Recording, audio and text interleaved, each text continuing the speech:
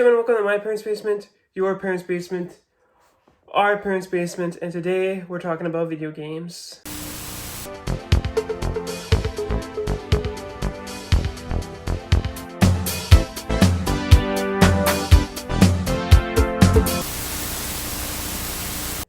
More specifically, we're talking about Indiana Jones and the Great Circle on Xbox Series X. I myself, I've always been a PlayStation man. I think I always will be, always have been. But that being said, there was a part of me that always did want an Xbox just to have two consoles. That kind of makes me feel more of a gamer, even though I am very much so a casual gamer. But also being a huge Indiana Jones fan. Indiana Jones is my favorite character. The Indiana Jones franchise is my favorite franchise.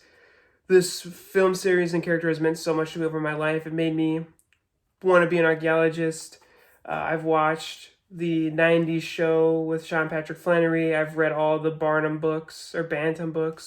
I have Emperor's Tomb and Staff of Kings both on PS2. I've got Indiana Jones posters, action figures, fedora, you name it, I have it. I'm just a huge Indiana Jones fan, and so when this was announced for PS5, I was like, okay, well, now I'm just going to wait until spring 2025 and get it on the PS5 that I already have. But as the release day came and went for this game, I suddenly was washed over with emotion, and I realized that I could not wait to play this game. It was eating me up alive. I had to get an Xbox, and I had to play this game. So that's exactly what I did. And I figured here, since I think I have a lot to say about it, and I know a lot of people I've kind of mentioned it before, given their rough reviews, but I figured I got this. I bought this the day it came out, but I did not have an Xbox yet.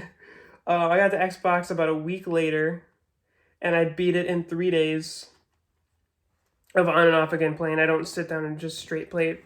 But over the course of 3 days, I casually played it for a couple hours here and there, beat it, and so I figured here I would just give a rough review on it, just to kind of talk about my thoughts. First, the thing I want to say is that a lot of people were saying that this was Steven Spielberg classic original trilogy Indiana Jones. And I think a lot of people talk and act like that's a very hard feeling to capture. And I don't necessarily agree with that. There's a couple episodes, well, generally the whole series of the Indiana Jones Chronicles, I would not say is very Indiana Jones or Spielbergian. There are specific episodes that feel very much so. They capture the essence of Indiana Jones. The same goes for the Bantam books. Not all of them are perfect encapsulations of Indiana Jones as a character, especially the Martin Caidin ones, which are awful. But there are some moments, and there are some overall books, probably more so the Max McCoy ones, that definitely capture that Spielberg classic Indiana Jones vibe. I would also say that Kingdom of the Crystal Skull is very much a Indiana Jones film. I know a lot of people, bash on that movie, pretend it doesn't exist, but for me, I always have liked it, and I always will like it, and I think it is classic Indiana Jones and classic Spielberg. It's got the vibes all over it, and there's some great points all throughout that movie I think that rival any of the best moments from the original trilogy. And that being said, while James Mangold did Dial Destiny, and I do think personally it feels very much so as though it misses Spielberg at some points, there are other points that are very on point. So I don't think that the Spielbergian Indiana Jones is some foreign concept that no one can capture. I think it is very much so something that is attainable and that has been attained in many points. So to say this is the lost one, or this is the one that does it when all other ones have failed, I think that's the wrong take to have. And another thing is, I know a lot of people have been talking about the first person aspect. I myself have also always been a third person kind of guy. I know when this first came out, a lot of people were talking about Uncharted, and they were saying how the first person not only is a staple of this studio, but also probably used as a means to create distance between Uncharted. Although there are Indiana Jones that predate the Uncharted series that have a lot of stuff in common within the Uncharted series.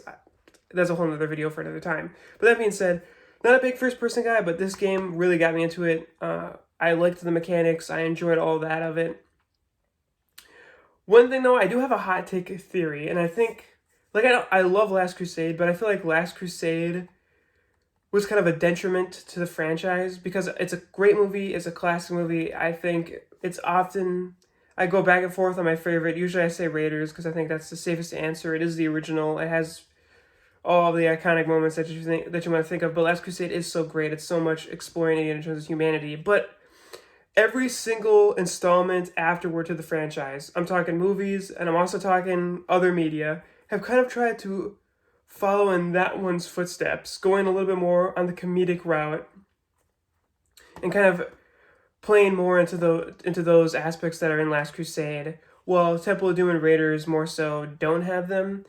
And I think that's another thing that happens to this game. I feel like if it emulates one of the Indiana Jones series more than the other, it's Last Crusade, and I feel like that's could be said about Kingdom of Crystal Skull, and I feel like that could be said about Dial of Destiny. They all have a lot in common with Last Crusade. That's kind of become like the blueprint in a way for a lot of stuff, and that's not necessarily a bad thing. Just something I noticed. Another thing, obviously, is Troy Baker becoming Harrison Ford as Indiana Jones. There's some people that think Indiana Jones as the character should be recast. Other people don't. I personally think that Harrison Ford is Indiana Jones, and I think just leave it at that. This isn't a James Bond type situation. I don't want to see anyone else don the fedora. Just some franchises can end and life will go on. Life will be okay. And I think that's what Indiana Jones should be. I think it's okay to let that franchise end in the cinema. We've had our 5 installments. Harrison Ford has been Indiana Jones, let that be. But that being said, in a gaming and or animated world, we can get someone that sounds like Harrison Ford, that can emulate his mannerisms, whatever, and showcase a young Harrison Ford to keep that in line. And Troy Baker does a really good job at doing that. Some other renditions of Indiana Jones, like Staff of Kings or Emperor's Tomb, the voices haven't always been perfect, and obviously we're in like a PS2 era, so there isn't motion capture. It's all very rudimentary. But here we have motion capture. They actually filmed it on the sets like it was a film with the camera movements and everything, the multiple angles. And Troy Baker is doing his best to emulate Harrison Ford. I think at times he goes a little bit too far.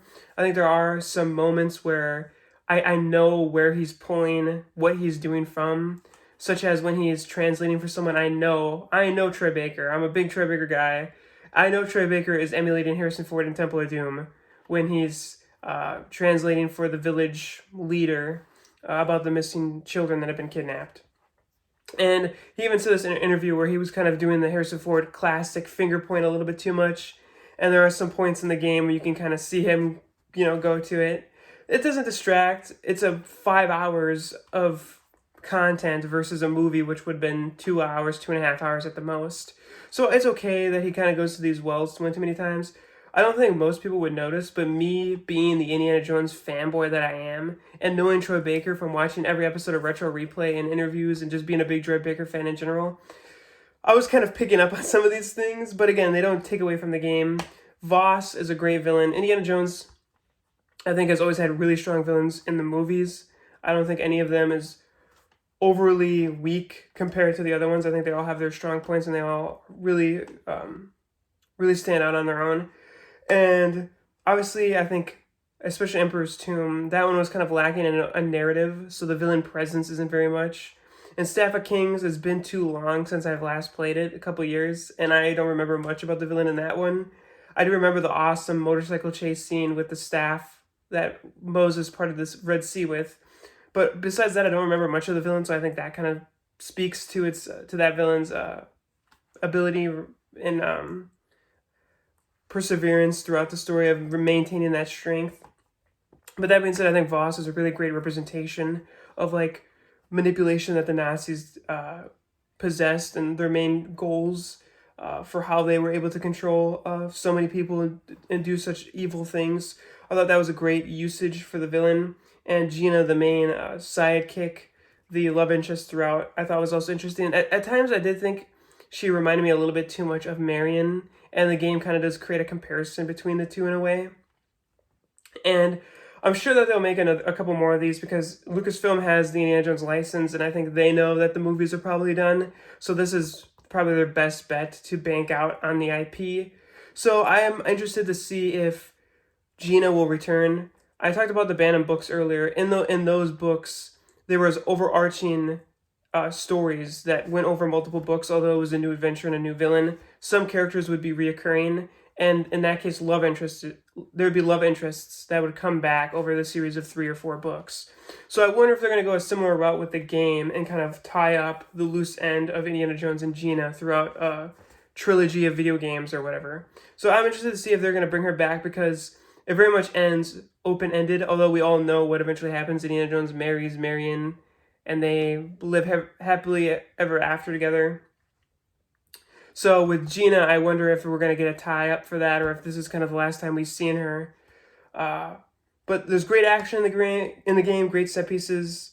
I really liked all the characters. The writing was really good. I thought they crafted a really good mystery. It might have been a little bit overdone for me. I thought the Great Circle was a cool idea with the stones, but then it kind of gets tied into other stuff, and I just thought maybe we kind of put, I don't know, like I just feel like they try to tie it into too much stuff. Like the stones, I thought were interesting enough, but I think on maybe another playthrough, I would feel differently about it, because obviously you don't know where it's going until it goes there, and then you're kind of left there, maybe whether you were expecting it or not.